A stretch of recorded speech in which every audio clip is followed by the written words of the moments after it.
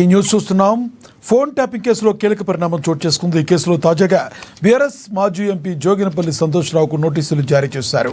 ఇక ఈ వ్యవహారానికి సంబంధించిన కొన్ని కీలక వాస్తవాలు సంతోష్ రావుకు తెలిసి ఉండవచ్చునని భావిస్తున్నట్లు పోలీసులు నోటీసుల్లో పేర్కొన్నారు. ఈ నేపథ్యంలో విచారణ నిమిత్తం రేపు మధ్యాహ్నం 3 గంటలకు జూబ్లీ హిల్స్ ఏసీపీ కార్యాలయంలో స్వయంగా హాజరు కావాలని assistant commissioner of police P Venkatagiri ఆదేశించారు.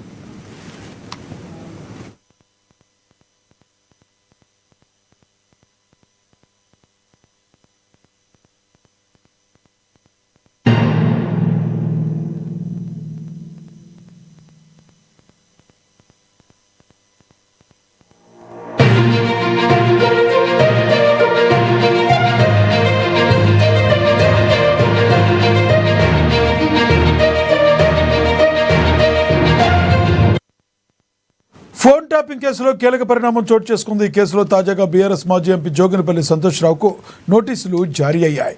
ఈ వ్యవహారానికి సంబంధించిన కొన్ని కీలక వాస్తవాలు సంతోష్ రావుకు తెలిసి ఉండవచ్చునని భావిస్తున్నట్టు పోలీసులు నోటీసుల్లో పేర్కొన్నారు.